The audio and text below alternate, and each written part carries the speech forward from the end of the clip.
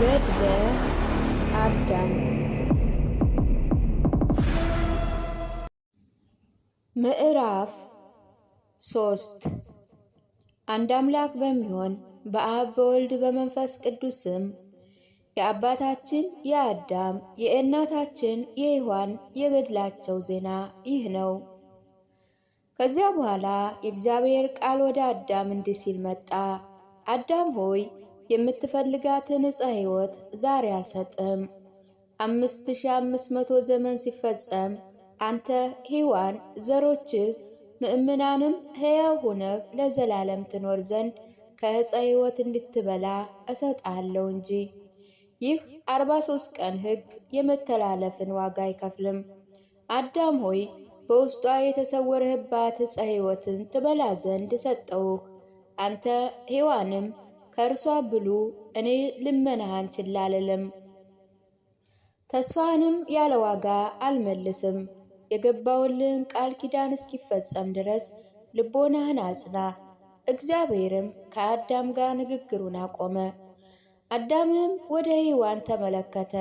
ተነሺ፣ የአንቺን የበለስ ፍሬ ውሰጂ፣ እኔም ሌላዋን እወስዳለሁ፣ ወደ ቤታችን እንሂድ አለ። አዳምና ሔዋንም ተነስተው ወደ ቤታቸው ሄዱ። የፀሐይ መግቢያ ሰዓት ነበር፣ ከእርሷ ይበሉ ዘንድም አስቻኰላቸው። አዳምም ሔዋንን ከዚህ የበለስ ፍሬ እበላ ዘንድ እፈራለሁ፣ እርሷን ከመብላቴ የተነሳ የሚደርስብኝን አላውቅምና አላት። አዳምም አለቀሰ፣ እንዲህ እያለ ይጸልይ ዘንድም በእግዚአብሔር ፊት ቆመ። አቤቱ ጌታችን ሆይ ከዚህ የበለስ ፍሬ እንዳልበላ ሆዴን ሙሉ አድርገው። ከእርሷ በበላው ጊዜ ምን ትጠቅመኛለች? ከእርሷ እሻ ዘንድ እኔ ምን እፈልጋለሁ? አቤቱ ፈጣሪ ሆይ ባለቀች ጊዜ እርሷን እፈልግ ዘንድ ለምን እሻለሁ? ዳግመኛ ከእርሷ ብበላ በእርሷ ምክንያት የሚመጣብኝን አላውቅምና አለ። የእግዚአብሔርም ቃል ወደ አዳም እንዲህ ሲል መጣ። አዳም ሆይ ይህ ጥበቃ፣ ይሄ ድካም፣ ይሄ ትጋት፣ ይሄ ፍርሃት ሕጌን ከመተላለፍ አስቀድሞ ለምን አልነበረም? ነገር ግን አዳም ሆይ በዝች ኃላፊ ምድር በምትኖርባት ዘመን እንስሳዊ ባህሪ ያለው ሰውነትህ በርትቶ በኃይል እስኪቆም ድረስ ያለ ምድራዊ ምግብ መኖር አይቻልም አለው። እግዚአብሔርም ከአዳም ጋር መነጋገሩን አቆመ። አዳምም የበለስን ፍሬ ወሰደ፣ በወርቅ በትሮች ላይ ያስቀመጣት። ሔዋንም የበለስን ፍሬ ወስዳ በዕጣን ላይ ያስቀመጠቻት። ከፍሬዎቹ እያንዳንዱ ሚዛን በአንተ ዘንድ እንዳለው ሆነ። ከዛች ምድር ፍሬ በገነት ያለው ፍሬ እጅግ ታላቅ ነውና። አዳምና ሔዋን ግን እንዳስለመዱ እስኪነጋ ድረስም ሌሊቱን ሙሉ ቆመው ቀሩ። ፀሐይ በወጣ ጊዜ ጸሎታቸውን ጨረሱ። ከጸሎታቸው ፍጻሜ በኋላ አዳም ሔዋንን ሔዋን ሆይ ከገነት በስተ ሰሜን በኩል ነይ፣ ለአራት የሚከፍል ባሕር የሚመነጭ ምንጭም ወዳለበት ቦታ እንሄድ አላት። የሕይወት ውሃ ይሰጠን ከእርሷም ያጠጣን ዘንድ እግዚአብሔርን እንለምነው። ሕያው እንዳንሆን እግዚአብሔር ከዕፀ ሕይወት አልበላንምና በምድር ሕያው ያረካን ዘንድ ከሕይወት ውሃ ይሰጠን ዘንድ እርሷን እንለምን። ሔዋንም ይህን ቃል ከአዳም በሰማች ጊዜ እሺ አለችው። ከገነት ትንሽ ከምትርቅ የውሃ ምንጭም ድንበር ወደ ገነት ጫፍ ተሰጥተው መጡ። በእግዚአብሔር ፊትም ይጸልዩ ዘንድ ቆሙ። ወደ እርሱ ይመለከቱ ይቅር ይላቸው የልመናቸውንም ዋጋ ይሰጣቸው ዘንድ ለመኑት። ከሁለት ጸሎት በኋላ አዳም እንዲህ በሚል ቃል በእግዚአብሔር ፊት ጸሎት ጀመረ። አቤቱ አምላኬ ሆይ በገነት በነበርኩ ጊዜ ከዕፀ ሕይወት ስር ስፈስ ውሃዎችን አይ ነበር፣ ልቤም አይመኘውም ነበር። ሥጋዬ ከእነርሱ ይጠጣ ዘንድ አይሻም፣ ጾምንም አያውቅም ነበር። ዛሬ ከምኖርባት ይልቅ እኔ ሕያው ነውና ሔዋን ደግሞ የሕይወት ምግብ አያስደንቀውም።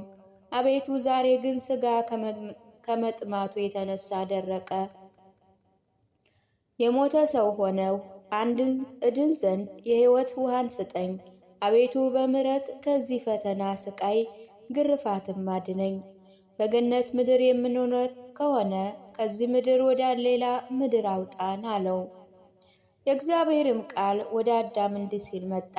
አዳም ሆይ እረፍት ወዳለባት ሌላ ምድር አወጣን የምትል ከዚች ምድር ሌላ ምድር የለም፣ እረፍት ያለባት መንግሥተ ሰማያት እንጂ።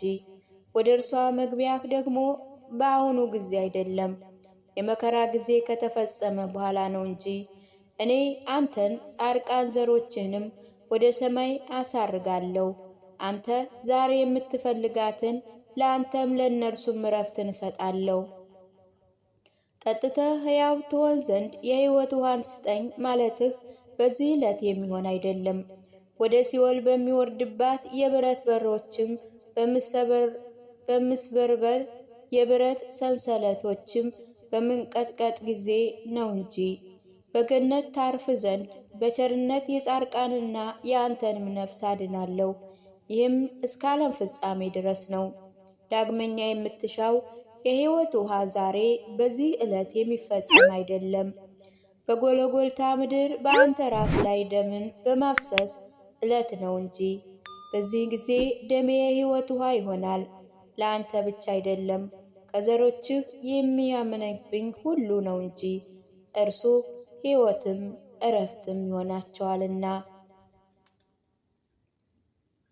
ዳግመኛ እግዚአብሔር አዳምን አለው፣ አዳም ሆይ በገነት በነበርክ ጊዜ ይህ መከራ በአንተ ላይ አልደረሰብህም። ትእዛዜም በተላለፍክ ጊዜ ይህ ሁሉ መከራ ደረሰብህ እንጂ። ዛሬ ግን ሥጋህን መብል መጠጥ የሚያስጨንቀው ሆነ። በአንተ ዘንድ ከመሬት የሚፈልቀውን ውሃ ጠጣ አለው። እግዚአብሔርም ከአዳም ጋር ንግግሩን አቆመ። አዳምና ሔዋን ለእግዚአብሔር ሰገዱ። ወደ ውሃውን ምንጭም ተመለሱ፣ ወደ ቤት ሄዱ። ቀትር ወይም የቀን እኩሌታ ሆነ። ወደ ቤት በቀረቡ ጊዜ ታላቅ እሳትን ተመለከቱ። አዳምና ሔዋን ያን ጊዜ ፈርተው ቆሙ። አዳምም ሔዋንን በቤታችን ያለ እሳት ምንድን ነው አለ። እኛ ሥራ አንሰራምና የምንጋግርበት ወጥም የምንሰራበት ሀብት የለንምና የዝችን እሳት ምሳሌዋን ስሟን አናውቅም። እግዚአብሔር ሱራፌን የእሳት ሰይፍ አስይዞ በላከው ጊዜ ነው እንጂ። እርሱ ያብረቀርቃል፣ ያበራል። ከመፍራታቸው የተነሳ ወድቀን እንደ ሞተ ሰውም ሆነን። ዛሬ ሔዋን ሆይ እግዚአብሔር በእኛ ላይ ይቆጣ ዘንድ ወዷል፣ ከእርሷም አባረረን አላት። ሔዋን ሆይ ዳግመኛ ከዚህ ሌላ ቤት ሳለን ትእዛዙን ተላልፈን እርሱን ቤታችንን ትዞራት ዘንድ እሳትን እስከ መላክ ደረሰ። ወደ ውስጧም እንገባ ዘንድ አንችልም። እግዚአብሔርም ፍትስ የት እንሸሻለን? በገነት ውስጥም አያሳድረንም። ከሩቅ ነገሩም ሁሉ ከልክሎናል። በዝች ቤት እንኖርም እስክንጸና ድረስ በውስጧ መከራዋን፣ ጨለማዋን፣ ፈተናዋንም ታግሰን ዛሬ ወደ ሌላ ምድር ከወጣን በውስጧ የሚሆነው ማን ያውቃል? ምድር ምን እንደሆነች ከዚችም ጨለማ ፈጽማ የጨለመች እንደሆነች ማን ያውቃል? በዚች ምድር ቀን ይሁን ጨለማ ማን ያውቃል? ሩቅ ወይም ቅርብ እንደሆነችስ ማን ያውቃል? ሔዋን ሆይ እግዚአብሔር ከገነት ወዴት ያርቀን ዘንድ ይሻል? ሔዋን ሆይ እግዚአብሔር ትእዛዙን በመተላለፋችን ይህም ማየት ቢከለክለን ሁልጊዜ እርሱን እንለምናለን። እግዚአብሔር ከተጸጸትንባት ከዚች ምድር ወደ ሌላ ኃላፊ ምድር ያወጣን ዘንድ ይፈልጋል። ነፍሳችን የሚገድል ከምድር ገጽ የሚያጠፋ ዘንድ ይሻል። ሔዋን ሆይ ከገነት በራቅን ጊዜ ዳግመኛ እግዚአብሔር የት እናገኘዋለን? ወርቁን፣ ዕጣኑን፣ ከርቤውን፣ የበለሱንም ፍሬ ይሰጠን ዘንድ እንለምነው። ዳግመኛ ያጽናናን ዘንድ የት እናገኘዋለን? በገባልን ቃል ኪዳን ባሰበን ጊዜ የት እንገናኛለን? አለ። አዳምም ዝም አለ። አዳምና ሔዋን ወደ ቤታቸው ይመለሱ ነበር። እሳትም በዙሪያዋ ትወጣ ነበር። ይህች እሳት ከሰይጣን ነበረች። እርሱ ከእጽዋት የደረቁ ሳሮችን ሰብስቦ ተሸክሞ ወደ ቤት አምጥቷልና። ቤቱን ያቃጥል ዘንድ በውስጧ እሳትን ጨመረባቸዋል። ይህን የሚያደርገው አዳምና ሔዋን እንዲያዝኑ በእግዚአብሔርም ተስፋ እንዲቆርጡ እንዲክዱም ያደርጋቸው ዘንድ ነው። ነገር ግን በእግዚአብሔር ቸርነት ቤቱን ያቃጥል ዘንድ አልቻለም። እግዚአብሔር በቤቱ ዙሪያ መላእክትን ላከ። እሳቷ እስክትጠፋ ቤቱን ይጠብቁ ዘንድ ከቀን የጀመረች እሳት እስኪነጋ ድረስ ትድል ነበረ። ቀኑም 45ኛ ቀን ነበር። አዳምና ሔዋን ቆመው እሳቱን ይመለከቱ ነበር። ከእሳቱ ፍርሃት የተነሳ ወደ ቤት መቅረብ አልቻሉም። ሰይጣንም የእሳቱ ነበልባል ፈጽሞ ከፍ እስኪል ድረስ እንጨት እየተሸከመ ወደ እሳት ይወረውር ነበር። ቤታቸው ተሰወረች። ከእሳቱ ብዛት የተነሳ ቤቷ ትቃጠላለች ብሎ አስበው ነበርና፣ ነገር ግን የእግዚአብሔር መልአክ ይጠብቃን ነበር። ሰይጣንም ይራገም ዘንድ አልቻለም። በእርሱ ላይ የሰለጠነ ይሆን ዘንድ አልከፋባትም። ከእርሱ በሚወጣው ቃልም አላዘኑም። በዚያም ልቦና ያጽናና ነበር። የእግዚአብሔር ቃል እስኪመጣ ድረስ ክፉ ነገር አልተናገሩም። አገልጋዮቹን ያሳተ ሰይጣን ሆይ ወግድ እስኪለው ድረስም አንተ መጥፋታቸውን ትሻለህና ምሕረቴ ባትከለክለኝ አንተንም ሰራዊትንም ከምድረ ገጽ ባጠፋው ነበር።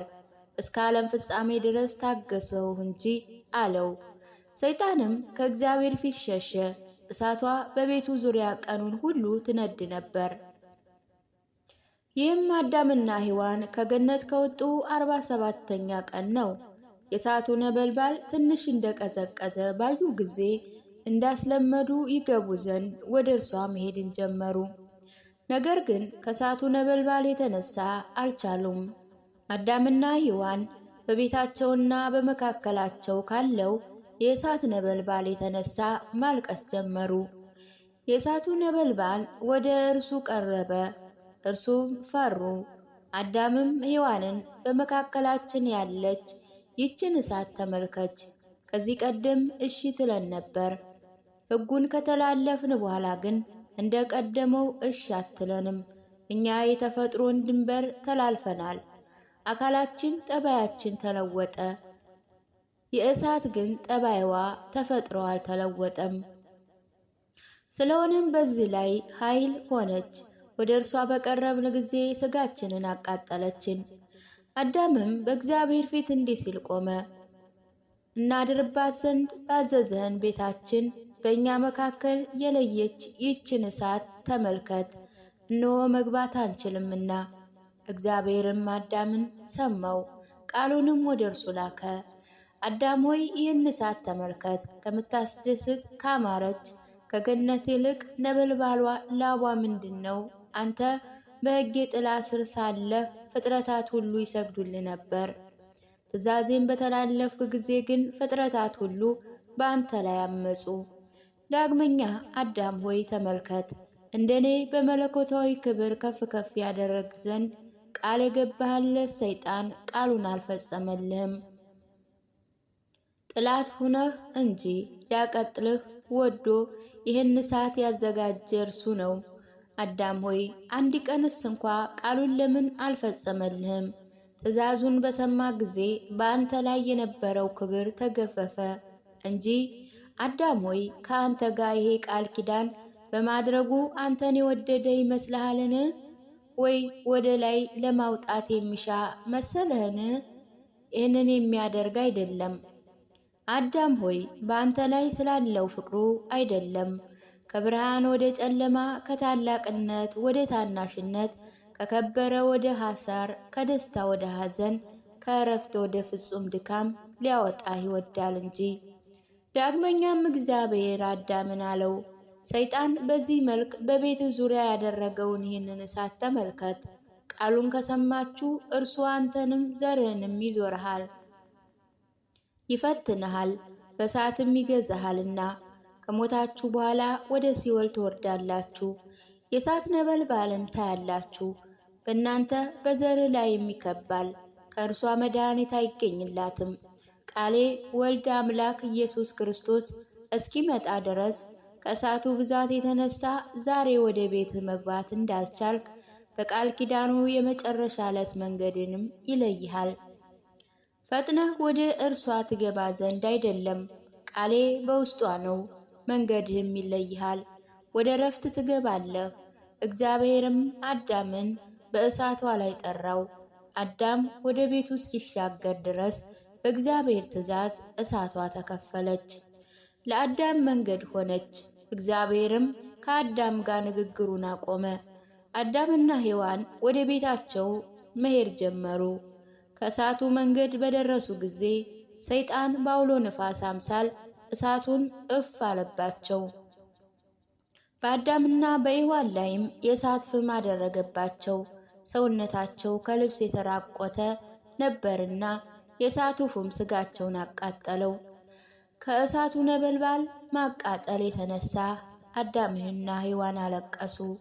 አቤቱ ጌታችን ሆይ አድነን፣ አታቃጥለን፣ በዚህ በሚያስጨንቅ ስቃም አትግዘፈን፣ ትእዛዝን እንደተላለፈን አትቅጣን እያለ አለቀሰ። እግዚአብሔርም ሰይጣን በእሳት ያቃጠለውን ስጋቸውን ተመለከተ። ሌላውን መልአኩን ላከ፣ የእሳቱንም ፍም ከእነርሱ አስወገደ። በስጋቸው የቀረ እሳት ግን እግዚአብሔር አዳምን አለው፣ ለአንተ አምላክነት ትዕቢትን ይሰጥ ዘንድ የወደደ የሰይጣን ወዳጅነት ተመልከት። እነሆ በእሳት አቃጠለህ፣ ከምድር መጥፋትንም ይሻል። አዳም ሆይ ወደ እኔ ተመልከት፣ የፈጠረውህ እኔ ከእርሱ ስንት ጊዜ አዳንኩህ። እርሱ ቢሆን ኑሮ ባጠፋ ነበር። ዳግመኛ ሔዋንን አላት፣ በገነት ውስጥ ቃል የገባልሽ እነሆ ይሄ ነው። ከዕፀ በለስ በበላችሁ ጊዜ ዓይናችሁ ይገለጣል፣ አማልክትም ትሆናላችሁ፣ ክፉና በጎውንም ታውቃላችሁ አለሽ። እነሆ ስጋችሁ በእሳት አቃጠለው፣ ከገነት ጣዕም ይልቅ የእሳት ጣዕም አቀመሳችሁ። ክፉ የሆነ የእሳት መቃጠልም አሳያችሁ። ዓይኖቻችሁ መልካም አላዩም። በእኔ ዘንድ በውስጡ ያለች ገነት አያችኋት። ከሰይጣን የደረሰባችሁ ክፉ ነገር ሁሉ አያችሁ። አማልክትንም ለእናንተ ሊሰጣችሁ አይችልም። የሚያስደስት ቃል ኪዳን አይፈጽምም። ለእናንተ ከእናንተ በኋላ ለሚመጣው ዘራችሁም መራራ ሆነባችሁ እንጂ። እግዚአብሔርም ከእርሱ ጋር ንግግሩን አቆመ። አዳምና ሔዋን ወደ ቤት ገቡ። ስጋቸውን ካቃጠለው ከእሳት የተነሳ ፈርተው ነበር። አዳምና ሔዋን በዚህ ዓለም አሁን ስጋችን ያቃጠለን እሳት በሞት ጊዜማ ሰይጣን ነፍሳችንን እንዴት ያቃጥላት ይሆን? እነሆ ድነታችን ሩቅ ነውና ወዮልን። ይቅር ይለን ዘንድ ቃል ኪዳኑን የሚፈጽምልን ዘንድ እግዚአብሔር ካልመጣ አሉ። ከዚያ በኋላ አዳምና ሔዋን ቤቱን ዘርጉ። ዳግመኛ ወደ እርሷ በመግባታቸው ከእርሷ ሊባረኩ ፈለጉ። በሐሳባቸው ሁለተኛ ፈጽሞ ወደ እርሷ የማይገቡ መስሏቸው ነበርና የፀሐይን መግባት በተመለከቱ ጊዜ የእሳቱ ዋይ ወደ አመድና ወደ አዳምና ወደ ሔዋን ወደ ቤታቸው ውስጥ ገባ። በውስጧ ይተኙ ዘንድ አልቻሉም። ፀሐይ ከገባች በኋላ ከቤት ወጡ። ከገነት ከወጡ በኋላ ዕለታቱ 47 ነበር። አዳምና ሔዋን እንዳስለመዱ ወደ ገነት ተራራ ራስ ስር በዛች ይተኙ ዘንድ በደላቸውንም ይቅር ይላቸው ዘንድ ወደ እግዚአብሔር ቁመው ጸለዩ። በተራራው ራስ ግርጌ ተኙ። የመልካም ነገር ጠላት ሰይጣንም በሕሊናው እንዲህ ይል ነበር፣ እግዚአብሔር ለአዳም የድነት ቃል ኪዳን ገብቶለታል፣ ከሚደርስበት ጽዋት መከራ ሁሉ ያድነው ዘንድ። ለእኔ ግን ቃል ኪዳን አልገባልኝም፣ ከመከራ አላዳነኝም። የነበረውትን መንግስቴንም እርሱን ዘሩንም መኖርም ዘንድ ቃል ኪዳን ገብቶለታል። እኔ አዳምን ልገለው ከእርሱ የተነሳ መሬት ትከለከል ዘንድ ለእኔ ብቻም ትሆን ዘንድ በሞተም ጊዜ መንግሥተ ሰማያት የሚወርስ ዘንድ አይቀርለትም። መንግስቱም ለእኔ ሆና ትቀራለች። እግዚአብሔርንም ያስጨንቀዋል፣ እኔም ሰራዊቴም ወደ እርሷ ይመለሳሉ። ከዚህ በኋላ ሰይጣን ሰራዊቶቹን ጠራቸው። ሁሉም መጥተው ከእርሱ ዘንድ ደረሱ። አቤቱ ጌታችን ሆይ ምን ታደርግ ዘንድ ትወዳለህ? አሉት። እናንተ ታውቃላችሁ፣ ይሄ አዳምን ከመሬት የፈጠረ እግዚአብሔር ነው። መንግሥታችን የወረሰ እርሱ ነው። ኑ ተሰብስበን እንግደለው፣ ወይም ድንጋይ በላያቸው ጥለን እርሱንም ሔዋንንም እንግደል ኑ አላቸው። እነርሱም ሰሙት። አዳምና ሔዋን ወደሚገኙበት ተራራማ ቦታ መጡ። እነርሱ ግን ተኝተው ነበር። ሰይጣንም ከሰራዊቱ ጋር ታላቅ ድንጋይ አንስቶ ሳያዘንፍ በትክክል ጣላት። ቦታው ድንጋያማ ገደላማ ስለሆነ ድንጋዩ በላያቸው በወደቀ ጊዜ ድንጋይ ከእርሱ ወደ ጉድጓድ ይገባል፣ እነርሱ ይድናሉ እንጂ አይሞቱም ብሎ በሕሊናው አስቧልና። ሰይጣንም ይህችን ድንጋይ በትክክልም በላያቸው ጣላት። ከእነርሱ ወደ ሌላ አቅጣጫ እንዳትሄድ በላያቸው በጣላት ጊዜ ሸሹ እንጂ አትቆሙ አላቸው። እነርሱም እንዳዘዛቸው አደረጉ። ድንጋይቱ ወደ አዳምና ወደ ሔዋን ስትወርድ እግዚአብሔር በአዳምና በሔዋን ላይ እንደ ድንኳን ትሆንላቸው ዘንድ እንዳትጎዳቸውም አዘዛት። በእግዚአብሔር ትእዛዝም እንዲህ ሆነች። ድንጋይቱ በወደቀች ጊዜ ከእርሷ የተነሳ ምድር ተናወጠች፣ ከታላቂቱ የተነሳ ታወቀች። መሬትም ከመናወጧ ከመታወኳ የተነሳ አዳምና ሔዋን ከእንቅልፋቸው ነቁ። ለእነርሱ ድንጋይዋ እንደ ድንኳን ሆናላቸው አገኙት። እነርሱም ከሰማይ በታች እንደሆኑ አላወቁም። እነርሱ በድንኳን ስር አልነበሩምና አይተው ፈሩ። አዳም ሔዋንን ይህ ተራራ ስለምን ዝቅ አለ? መሬትስ ለምን ተናወጠች ታወከች? ይህች ድንጋይስ በእኛ ላይ እንዴት ተጋረደች? እግዚአብሔር ሊመታን በእስር ቤትም ሊያስረን ይወዳልን? አላት። ያለ ትእዛዙ ከቤት በመውጣታቸው በእኛ ላይ ሊቆጣ መሬትንም ሊያሰምጣት ነውን? አላት። እኛ በፍቃዳችን አድርገናልና ከቤት በወጣን ጊዜ አልመረመርንም፣ ልብ አላደረግነውም፣ ወደዚች ቦታ መጣን አላት። ሔዋንም ምድር ስለኛ የምትናወጽ ከሆነ አዳም ሆይ ወዮልን፣ ግርፋታችን በዛ። ነገር ግን ወደ እግዚአብሔር እንጸልይ ዘንድ ተነስ፣ በእኛ ላይ ስለተከለለች ስለተጋረደችም ያሳውቀን ዘንድ አለችው። አዳምም ይህንን ተጋድሎ ያሳውቀው ዘንድ ወደ እግዚአብሔር ቆሞ ጸለየ። አዳም እስኪነጋ ድረስ ለጸሎት ቆሞ ነበር። አዳም ሆይ ከቤትህ በመውጣትህ ማን አስወገደህ? ወደዚህ ቦታ እንዴት መጣህ? የሚል የእግዚአብሔር ቃል መጣ። አዳምም እግዚአብሔርን ወደ ቤት በሚገባ የእሳት ነበልባል ምክንያት እኛ ወደዚች ቦታ መጣን አለው። እግዚአብሔርም አዳምን አዳም ሆይ አንዲትን ቀን የእሳት ማዊ አትፍራ፣ በሲኦል ብትኖርስ እንዴት በሆንክ? አዳም ሆይ አትፍራ፣ እመታህም ዘንድ ይህንን ድንጋይ እኔ እንደጋረደውህ በልብህ አትሰብ። አምላክ ለመሆን ቃል የተገባልህ ሰይጣን እንዳይመታህ ነው እንጂ። ሕይወታችሁን ከምድረ ገጽ ያጠፋችሁ ዘንድ በአንተና በሔዋን ላይ የወረደ ይሄ ድንጋይ ታላቅ ነው። ነገር ግን በቸርነት ይህች ድንጋይ በላያችሁ ትኖር ትጋርድም ዘንድ አዘዝኳት አለው። ከዚያ በኋላ አዳምና ሔዋን ተደነቁ፣ በመፈጠራቸው በእግዚአብሔር ፊት አለቀሱ። ሥጋቸው ምን እንደሆነች አሰቡ፣ ምድራዊ ልብስም ስለቸገራቸው አለቀሱ። አዳምም ሔዋንን ሔዋን ሆይ የምንለብሰው የእንስሳ ቆዳ ይህ ነው። በለበስነው ጊዜ የሞት ምልክት በእኛ ላይ ገባ። የዚህ ቆዳ ሌጦ በጎች እንደሞቱ እንዳረጁ እኛም ዳግመኛ እንደነርሱ እናረጃለን፣ እንሞታለን አላት። አዳምና ሔዋን ቆዳውን ወይም ሌጦውን ይዘው ወደ ቤታቸው ተመለሱ።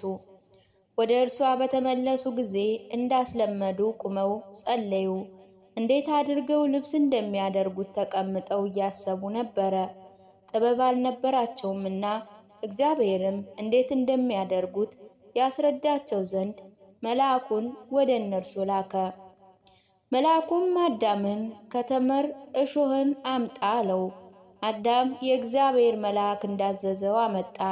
መልአኩ በፊታቸው ቀሚስ በሚሰፋ አምሳል ያደረገው ጀመር። እየተመለከተ እሾሁን ይዞ በውስጡ ተከለው። ዳግመኛ መልአኩ እሾሆቹን በሌጦ ወይም በቆዳ ውስጥ የተሰወሩ እንደ አንድ ወጥ ልብስም የተሰፉ ይሆኑ ዘንድ ወደ እግዚአብሔር ጸለየ። እንደ እግዚአብሔር ትእዛዝም እንዲሁ ሆነ። ልብሱ ሆነቻቸው፣ እነርሱ አለበሳቸው። ያን ጊዜ እርስ በርሳቸው ከመታየት የሥጋቸው ራቁትነት ተሰወረላቸው። ይህ በ51ኛ ቀን መጨረሻ ነው። አዳምና ሔዋን ሥጋቸው በተሸፈነ ጊዜ ይቅር ካላቸው እርቃናቸው ከሸፈነላቸው ከእግዚአብሔር ምሕረት ተሸኙ። ይጸልዩ ዘንድ ቆሙ። በዚች ዕለት በእግዚአብሔር ፊት በጸሎት እያሉ አልታወኩም፣ አልተረበሹም። ንጋት በሆነ ጊዜ እንዳስለመዱት ፀሐይ ሲወጣ ጸሎታቸውን ጸለዩ፣ ከቤት ወጡ። አዳምም ሔዋንን ከቤት የምዕራቡ ጫፍ አናውቅምና ዛሬ እንየው ዘንድ እንሂድ አላት። እነርሱ ወደ ምዕራብ ጫፍ ይሄዱ ዘንድ ወጡ። ከቤት በራቁ ጊዜ ሰይጣን ወደ እነርሱ መጣ። ከ3 ቀን ጀምረው እንደተራቡ እንደ 2 አንበሶች ተመስለው በቤታቸውና በእነርሱ መካከል ተሰወረው። እዚያም ሰባብረው ይበሏቸው ዘንድ ወደ አዳምና ወደ ሔዋን ደረሱ። አዳምና ሔዋን ከእጆቻቸው ያድናቸው ዘንድ ፈልገው ወደ እግዚአብሔር አለቀሱ። የእግዚአብሔር ቃል ወደ እነርሱ መጣ፣ ከእነርሱ አስወገዳቸው። እግዚአብሔርም አዳምን አለው፣ አዳም ሆይ የምሥራቅን ጫፍ ትተህ በምዕራብ ጫፍ ምን ትሻለህ? መኖሪያ በዚያ ነው። ዛሬም ወደ ቤት ተመለስ፣ ሰይጣን እንዳያስትህ መከራም እንዳያመጣብህ በዚህ ተቀመጥ። አዳም ሆይ በምዕራብ ጫፍ ከአንተ ዘር ይወጣል፣ ከእነርሱ የተነሳ ይመሰል። የሰይጣንን ትእዛዝ በሰማችሁ ሥራችሁንም በመካከላቸው በበደላቸውም ያረክሱታል። እኔም በእነርሱ ላይ የጥፋት ውሃን አመጣለሁ፣ ሁሉንም አሰምጥማለሁ። ከእነርሱ ውስጥ የሚቀር ጻርቃን አስቀራለሁ እንጂ ከዚች ምድር እስከምትርቀዋ ምድር ድረስ አወጣቸዋለሁ። አንተ ዛሬ የምትኖርባት ይቺ ምድርም ያለ አንድ ሰው ምድር በዳ ሁና ትቀራለች። እግዚአብሔር ይህንን ነገር ካላቸው በኋላ ወደ ቤታቸው ተመለሱ። ሥጋቸውም ደረቀች። ከጾም ከጸሎት ከሐዘን ብዛት እግዚአብሔር ካለመስማታቸው ከመደፋፈራቸው የተነሳ ኃይላቸው ደከመች፣ አለቀች። አዳምና ሔዋን እስኪነጋ ድረስ ሌሊቱን ሁሉ ይጸልዩ ዘንድ በቤታቸው ቆሙ። ፀሐይ በወጣ ጊዜ አዳምና ሔዋን ከሐዘን ስሜት የተነሳ ወዴት እንደሚሄዱ አላወቁም። ቤታቸውን ዞሩት። ከሰሜን ወደ ገነት ጫፍ ይራመዱ ነበር። ወደ ጫፍ ይወጡ ዘንድ ጀመሩ። ስፋት ወደሌለው የምሥራቅ ጫፍ እስኪደርሱ ድረስ ጸሎታቸው፣ ልመናቸው